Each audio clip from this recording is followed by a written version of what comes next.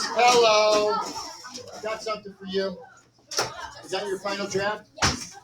Okay, that was your take. And come here a sec. That bumped your average up considerably to 95 and 96 for the marking period. All right. All right, you got it.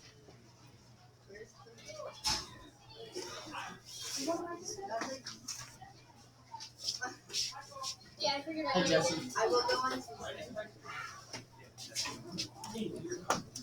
Hey, guys. How's everybody doing? Good. Good. Happy Friday. Or no, today's Thursday.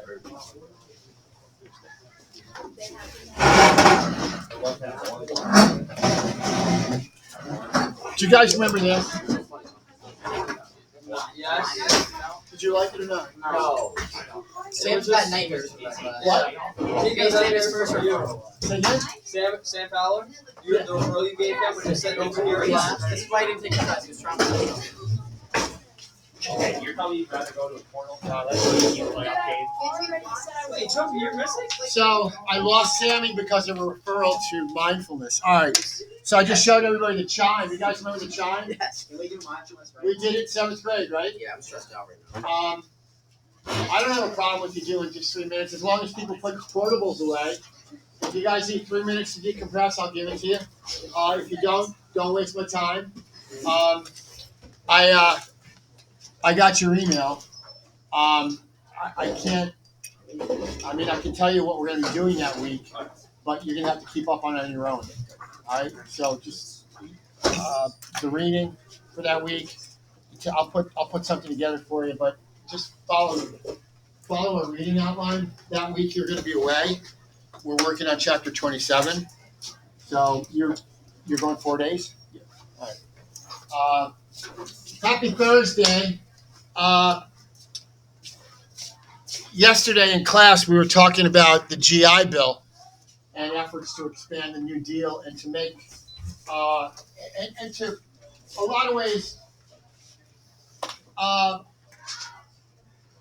reward soldiers for their service. Men and women were coming home from war.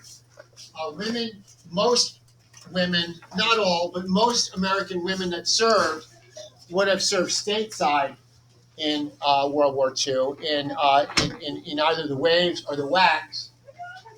Or lots of women had civilian jobs in the defense industry. But when the war ends, the GI Bill is an effort to provide opportunities for soldiers who are in need of opportunities to find jobs and to continue their education and to start families.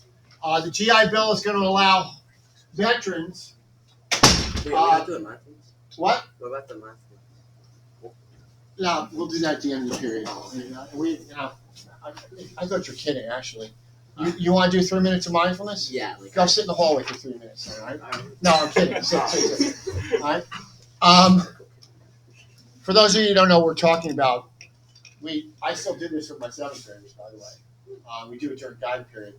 For Appello and Sky and anybody else that's new to Who's It Falls in the last couple of years, for a number of years, we perform mindfulness in the high school and the middle school, where we basically two times a day, we had basically 3 minutes or up to 10 minutes in my case of just a period where we were quiet, we kind of decompressed, and I usually played soft, melodic, new age kind of music, and we just breathed. We practiced breathing techniques, and I found it incredible. I was when they initially rolled it out, I wasn't too gung ho on it, but I bought into it pretty quickly when I realized that kids, especially 7th graders, they make the bulk of my classes. I found that mindfulness was really beneficial to 7th graders who are just so rambunctious and so full of energy that just quieting down and breathing and just sitting with your hands folded or just sitting relaxed, it helped decompress, and it helped students just kind of be in the moment. I use that phrase a lot. I want kids to be in the moment, not be worried about exams, not be worrying about finals, not be worrying about stressors that you might have at your home. I mean, we have so many things going on in our lives that create stress.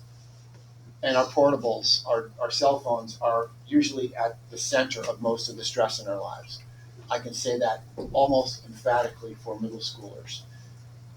Stressors usually are related to Snapchat, Instagram, or some type of social media platform in which kids are they're totally bombarded 24/7. I've got seventh graders that are up till 3, 4 in the morning on social media that come into school like unable to function because they're connected electronically nearly all the time. You have to kind of put that stuff down. And I found that mindfulness, just 4, 5, 6 minutes of quiet time with my kids helped. I started doing it at home. I learned a technique when I was in the Army. I can fall asleep in about 45 seconds. Okay? From the moment my head hits the pillow, I can fall asleep in under the minute most nights. But the problem with mindfulness, the problem with the kids, is their synapses are firing so much due to the computers and the blue light and the fact that they're so overwhelmed by technology. It's tough for kids to fall asleep, and it's tough for kids to stay asleep. It's probably tough for you to stay asleep. I don't know whether you guys can sleep all night without getting up a couple times, but a lot of kids can't. A lot of adults can't because we're so inundated with technology that our brains really don't have to decompress. So, long story short, I started doing mindfulness about 12, 13 years ago when we instituted it at school. I was a critic. I was a non-believer when we started. I was like, yeah, another program. Yeah, right. Okay, well, I started doing it, and I kind of continued doing it at home. And my 45-second falling asleep trick turned into me staying. When I started doing mindfulness, it turned into me being able to sleep a whole night through without getting up a couple of times during the course. My sleep was more restful. My sleep was, I think I woke up not as groggy. And I attribute a lot of that to just basically taking 5 minutes at the beginning of the day and 5 minutes at the end of the day when I'm lying down. You know, after I say my prayers or whatever I do before I go to sleep, I just lie in bed and breathe into the nose, out through the mouth. So mindfulness, when we talk about it, we would ring the chime, and chime would ring. Kids would know. Like a monk. His head just went down. Very nice. See, train like a dog. All right, Pavlovian response. And then after 4 or 5 minutes, the bell would go off, and then kids benefited. We saw less fighting among middle schoolers. We saw less referrals being written. We saw kids just for 5 minutes a day. They could put everything aside. And I usually had some soft music playing in the background that kids kind of just veg to. You know, it wasn't lyric music. It was just very soft, kind of like the stuff I'll play maybe when you guys are quizzing. I swear by it, and I still do it. I don't do it all the time with kids in class. I use it one period, usually my guide period, 6th period. Do you guys know what guide is? Guide period. Yeah, is we like, had guide period. Guide period is like a study hall, except it's usually involves a lesson or some type of teaching. It's not just kids doing whatever they want, but it's usually focused. But we do it in guide, and the kids benefit from it, and I continue to do it at home. Do you remember when when we were in 7th grade, you broke Sam Fowler up for Yeah, talking during we just talked about that. Oh shit, my bad. I remember that was a pretty traumatic experience. He still talks about that. Yeah, it's probably his only referral. Anytime we bring you up, that's the first thing that's talked about. He was looking at someone else, they made a funny face, he started laughing. Yes, and out. You should usually. Yeah, well, I might need to get that one scrubbed up. I had a short temper that day. You know, I lost my temper a few times with 7th graders, not too often. Right? But finding as I get older, I'm a lot less temperamental than I used to be. When I first started teaching here, and kids caught up and kids acted up, I was, I had my moments today still. Don't get me wrong. I mean, I still lose my lid once in a while, but it's usually for more important stuff. I don't tend to lose my lid like I used to. So I've matured as I've aged. I've gotten more mellow. All right. GIs, government issues. All right. We're going to talk about expanding the New Deal. Soldiers coming home from the war are going to be rewarded. Soldiers are going to be provided, and this is important because American taxpayers supported this. This wasn't just a handout.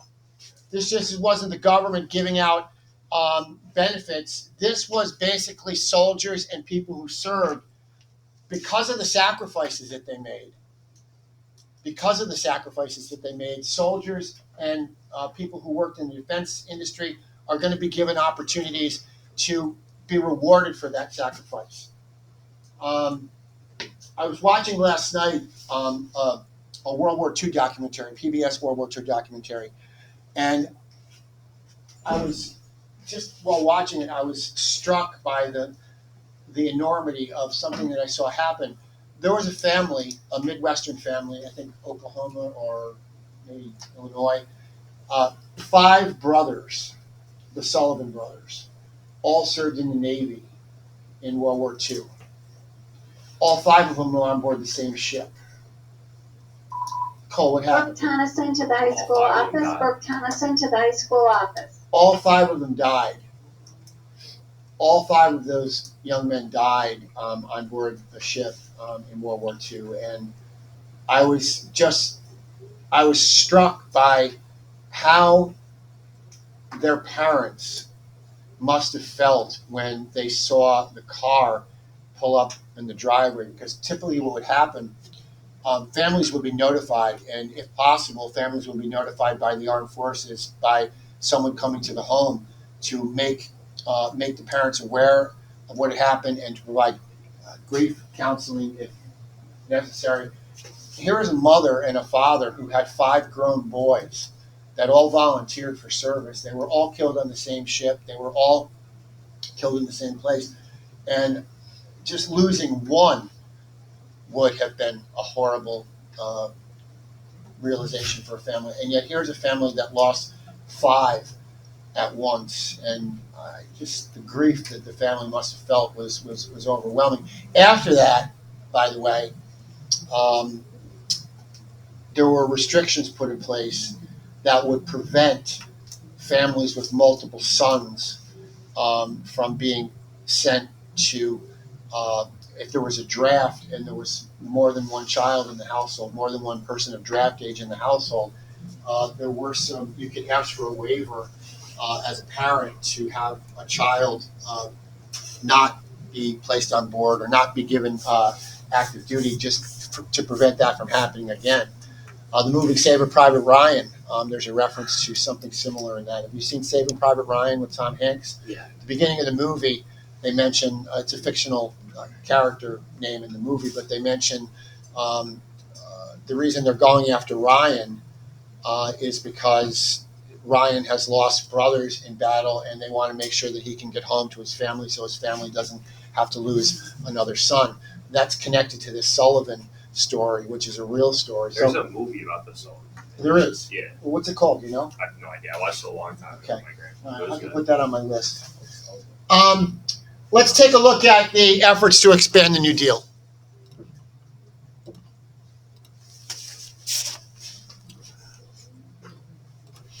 Harry Truman, who became president after the death of Franklin Roosevelt, very much wanted to continue the New Deal.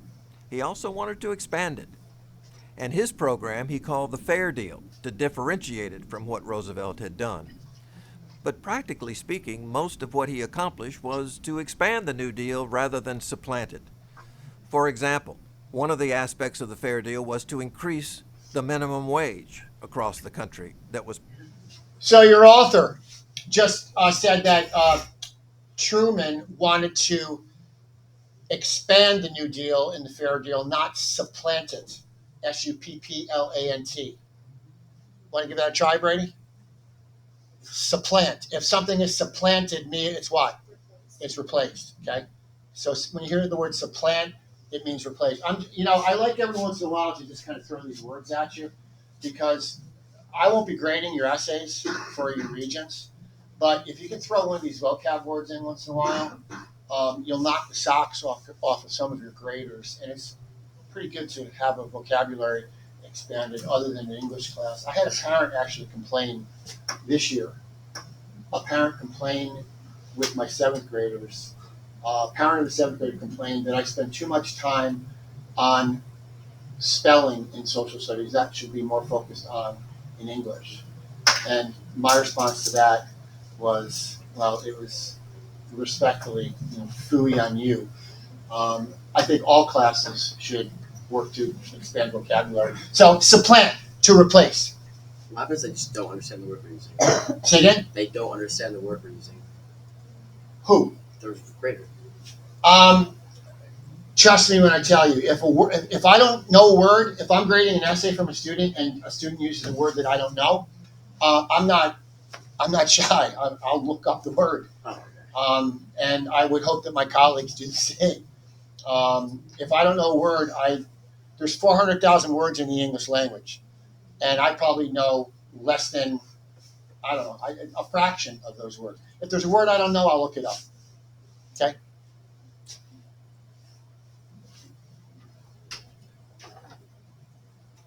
Class is doing a little project thing. Thank you.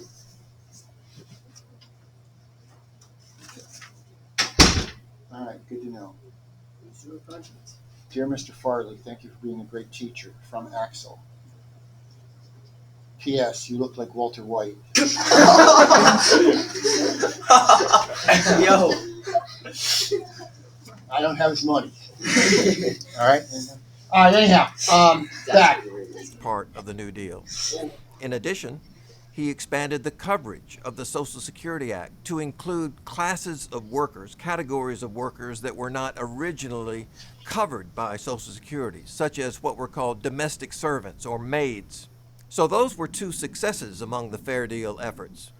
Most of the major initiatives of the Fair Deal, however, failed to pass the Republican-controlled Congress, especially national health insurance and the reversal of the Taft-Hartley bill, which had been passed by the Republican Congress in an effort to weaken the power of labor unions. Why would Republicans in 45, 46, 47, what were Republicans hoping to accomplish? Actually, I'm going to hold off on that until afterwards.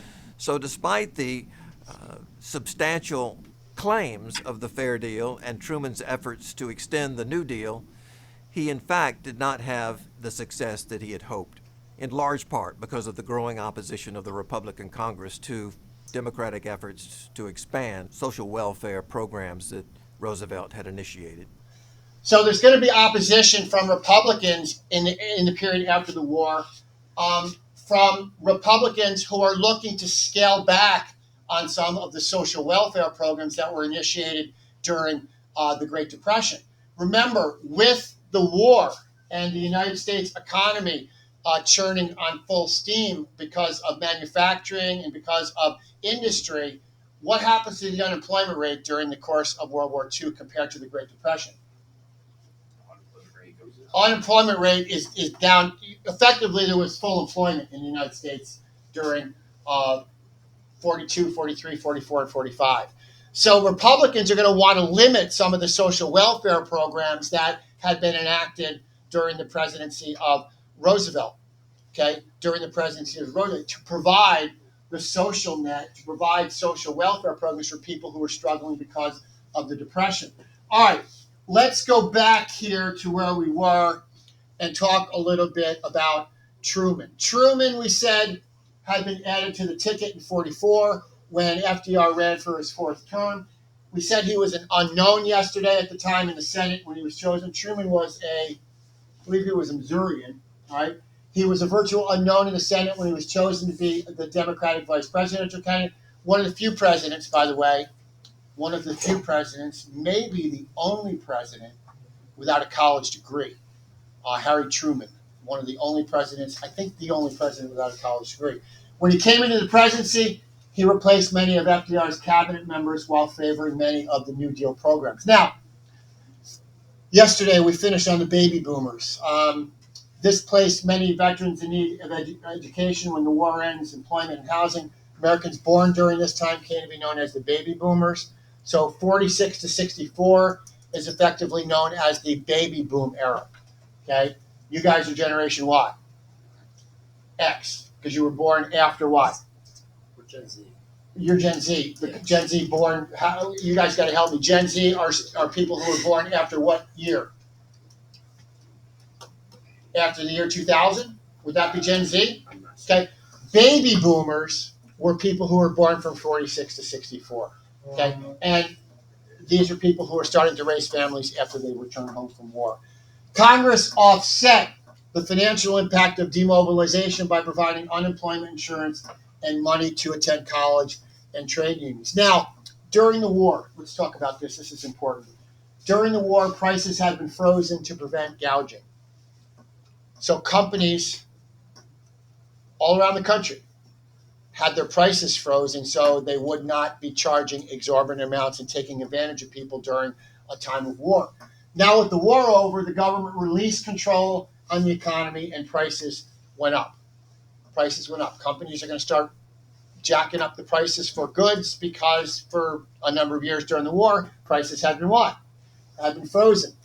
When wages were not raised to compensate, several unions went on strike. So prices are going up. Prices are going up immediately after the war, but wages are not going up. So workers are going to cry foul, and rightly so. For the most part, Truman's administration was successful in combating the strikes, but after the 46 elections, Truman gave up the battle.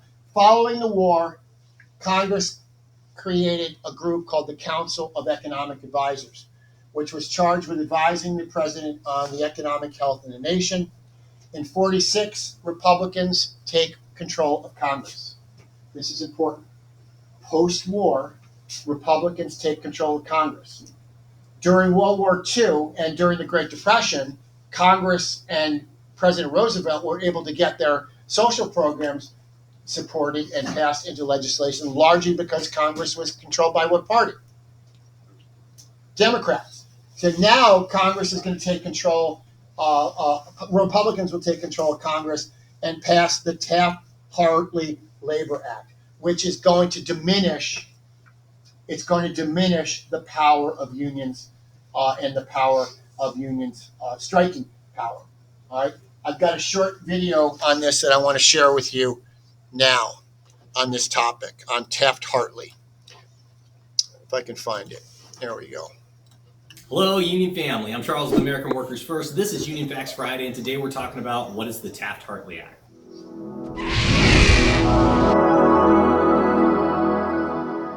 The Labor Management Relations Act of 1947, better known as the Taft-Hartley Act, is a United States federal law that restricts the activities and power of labor unions. The act was actually originally vetoed by President Harry Truman, but an override vote led to it becoming law in 1947. Override vote, meaning what fraction of Congress had to vote in favor of the legislation in order for it to pass anyway. 2/3 of each house had to override the veto. So 2/3 of the Senate and 2/3 of the House, and that is able to accomplish what? If a president vetoes a bill, if 2/3 of the House and more than 2/3 of the Senate agree to pass the law anyway, then it becomes law whether the president what? Signs the bill or not. Okay?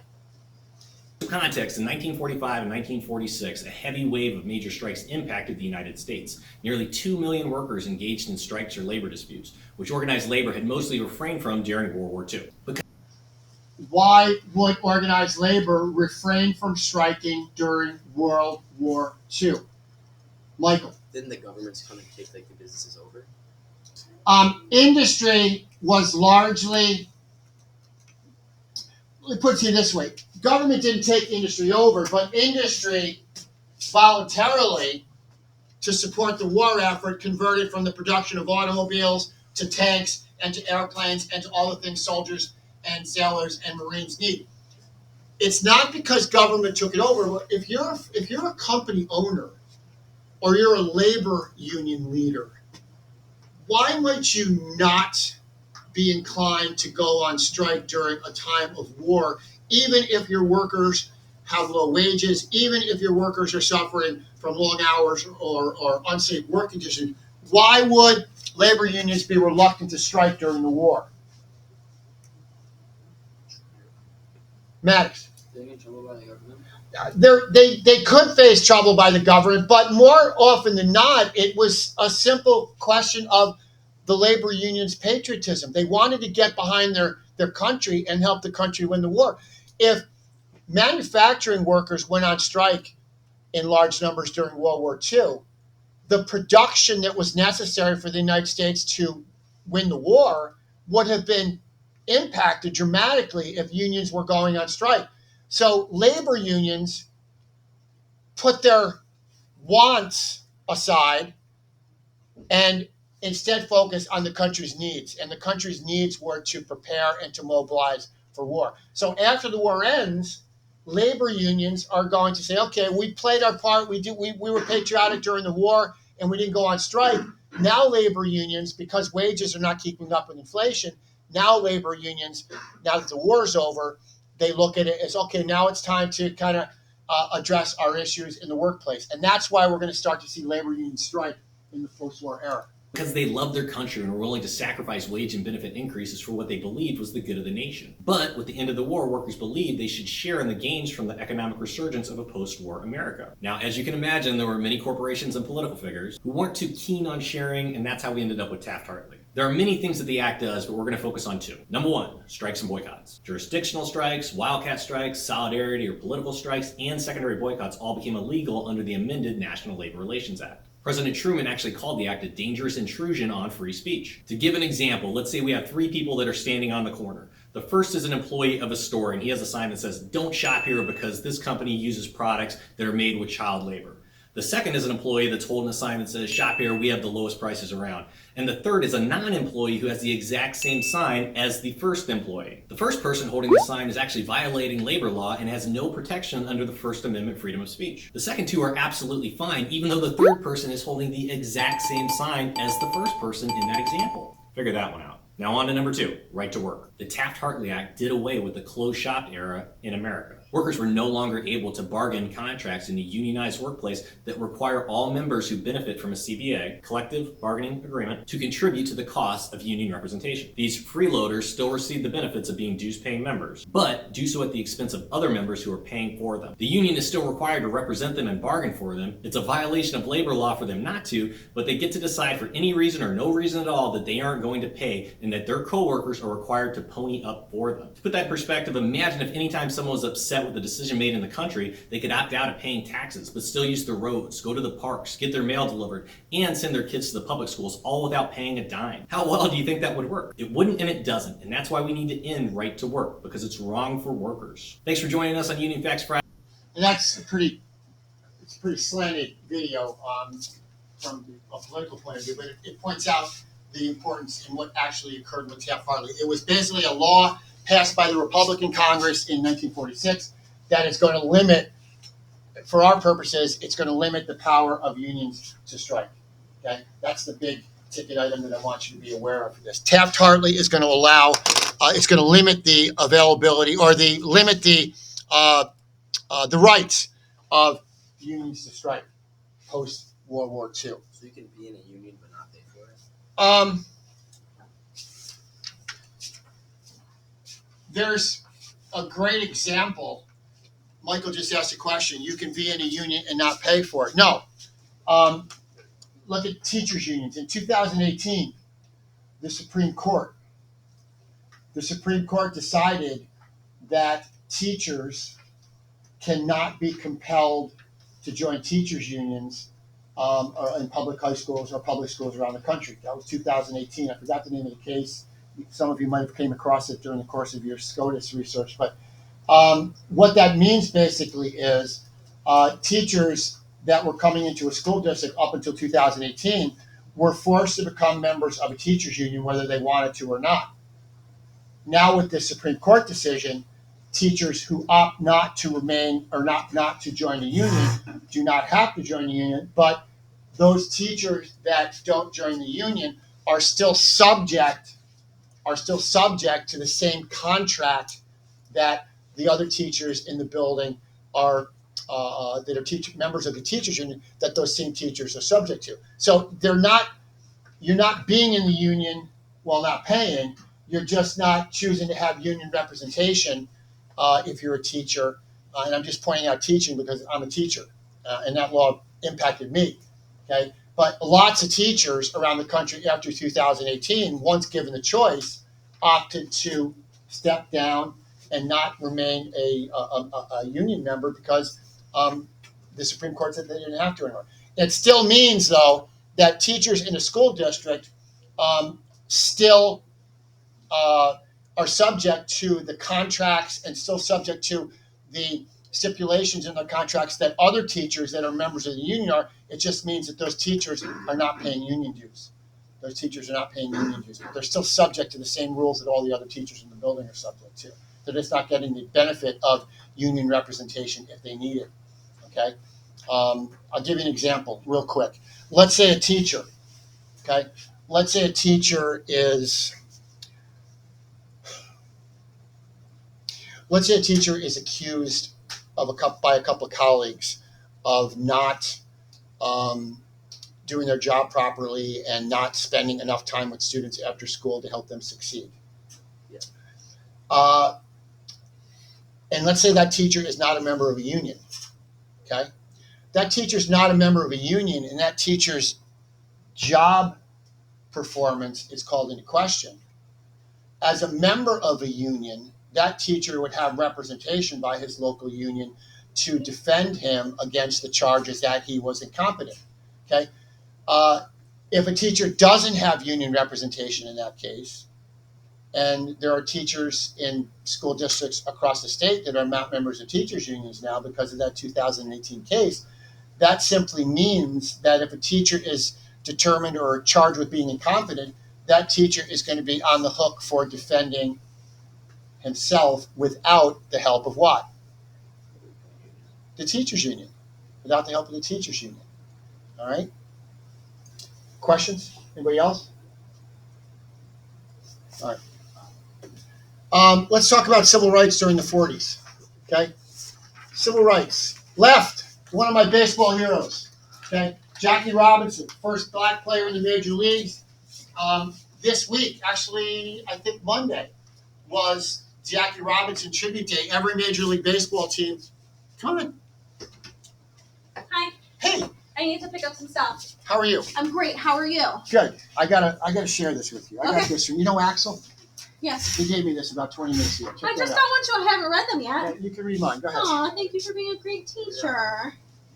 P.S. You look like Walter White. That's hysterical. Yep. It's the top part that matters. Yep. Yeah. Yeah. Do you know who's never watched an episode of this building of Breaking Bad? You. No, I've watched every episode. I've More never than seen once. it. Mr. Van Arsdale, the chemistry teacher, is Yeah. not he's never watched Breaking He Bad. said he Saw the tried to first watch episode. it, and it He was said too he- unrealistic for him. So Go ahead. Are you good? I am so good. You want to sit in? We're talking about American history here. Dude, I wish I could. But I was on a field. No, sorry. Oh, did you go to Schenectady today?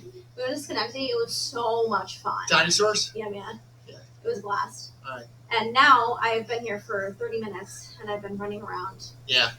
like a chicken with my head cut off. Yeah, it's like you take a couple of hours off and you come back and you look at your desk and you got a pile of. Yeah, it's not even worth it to be not here. I should just be here. Do you guys know Miss Diamatopoulos? Hi. This is our middle school counselor. This is my 11th grade history class. What's up, homies? How's it going? How's it going?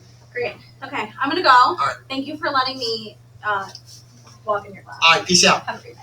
So Jackie Robinson Day was Monday. Every Major League Baseball team in America, every Major League Baseball team on Monday, once a year, wears the uniform number of the legendary Jackie Robinson, which is 42. All right. Racial discrimination remained widespread throughout the post-war period. In 47, Jackie Robinson of the Brooklyn Dodgers became the first black player in Major League Baseball. I don't do this often, but Maddox, stop your laughing there, buddy. I've got a box of Girl Scout cookies that I'm going to offer up Oh, yeah. to a student. Sorry, there's peanuts in these, man. All right, I'm going to offer and eggs. All right, I'm going to offer this up to the student that can answer this question correctly. And see, I don't know if I asked you this question before this year. I think I might have. What? Jackie Robinson came up to the majors in 47 with the Brooklyn Dodgers. First black player in the major leagues. I need to know what city he played the year before in the Dodgers organization.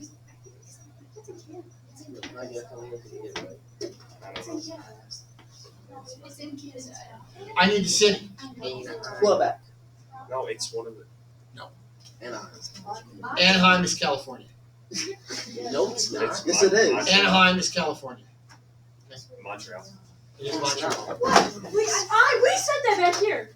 That was us. I didn't hear Yes, it. we Did you hear it? I didn't hear it. I didn't hear We it. saw I it didn't on hear airplane. it. I can hear. I don't have an airplane. Sure. Jesse, we had that in that room. Montreal. Yo, I swear that was in Canada like yesterday. I saw it. We had that. No, it was yesterday. The opening. Give a sleep to the girls in the back to keep them from whining. All right. Jesse, there you go. The opening of the 48th Democratic National Convention was marked by demonstrations against racial segregation, led by A. Philip Randolph. Following the end of World War II, civil rights activists. What did I say last week? We started talking about civil rights. After the war, African Americans are going to be less likely to want to negotiate and more likely to do what with respect to civil rights? Demand. Okay?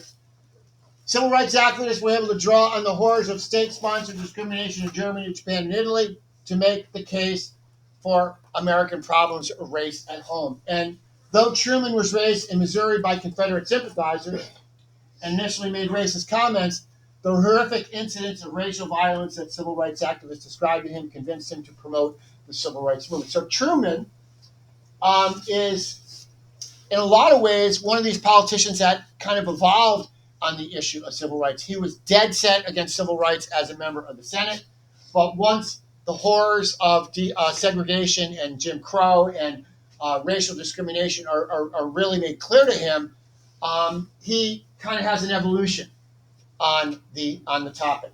And in 1948, Truman banned racial discrimination in the hiring of federal employees. Then he integrated the armed forces by executive order. We had talked about this before.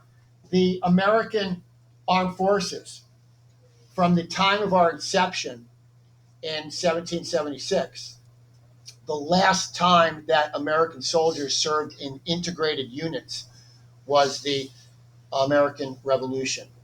From the American Revolution, from the end of the Revolution in 1783 to 1950, soldiers that were white and soldiers that were black served in separate all-white and all-black units. That will cease with this integration of the armed forces by Truman in the late 1940s. By the time the Korean War starts in 1950, black and white soldiers will be fighting next to each other, alongside of each other. While this was occurring, Jackie Robinson. So look at, we don't talk too much about sports in here, except on quiz days, all right? But while this is occurring politically, Jackie Robinson, and here's a figure that, for those of you that like sports, and I know I'm a huge sports fan, I know a lot of you guys are too. Robinson, in my view, Jackie Robinson was much, much more important as a symbol of civil rights than he ever was as a baseball player. And he was one of the greatest baseball players that ever lived. But he accomplished what he accomplished as a baseball player at a time when the United States was starting to evolve on issues of race. And Jackie Robinson's success on the baseball field is kind of track along with the progress that African Americans are going to make at large in society. I'll show you what I mean by that. Robinson, when this was occurring politically, Robinson was making his own case for the integration of society by being the first African American to play Major League Baseball. Worth noting again, I've talked about this before, I know. Watch 42, the movie 42, which is the biography of Robinson. The wonderful actor, he's deceased now. He was in Black Panther, and he was in a couple of other good films. What was his name? Chadwick Boseman, yeah. Died of colon cancer or lung cancer, way, way, way too young. But he plays Robinson, and the movie is a brilliant film, not just baseball, but it kind of tracks what's happening in society as Robinson is facing the challenge that he's facing as the first African American. By his performance on the field, and this is significant. Whether you like sports or not, whether you follow baseball or not, what made Robinson's achievement significant, he was able to illustrate that segregation was based on racism, not African Americans' supposed inferiority. Robinson was the perfect choice. The perfect choice. And yes, it was a choice. Robinson was handpicked by the Brooklyn Dodgers as the player that was chosen to be the player to break the color barrier. He was not just given a chance because he was super, super talented and deserved it. He was super, super talented and deserved it, but the Dodgers were not going to allow a player who was super, super talented and didn't have the temperament to face what baseball knew he was going to face around the country as the Dodgers traveled from city to city. They knew that the individual that was chosen to break the color line, they knew that this individual had to have the temperament that would allow him to soldier on and play without being worn down and without fighting back against what was going to be hostility, hatred, and bigotry. Are we done already? Yeah. All right. Quizzes tomorrow on chapter 25. We're going to finish up our PowerPoint tomorrow and Monday. And you have any quizzes to do tomorrow as well. Okay? Questions? Who's a baseball fan in here? Have all of you seen 42? No, I read a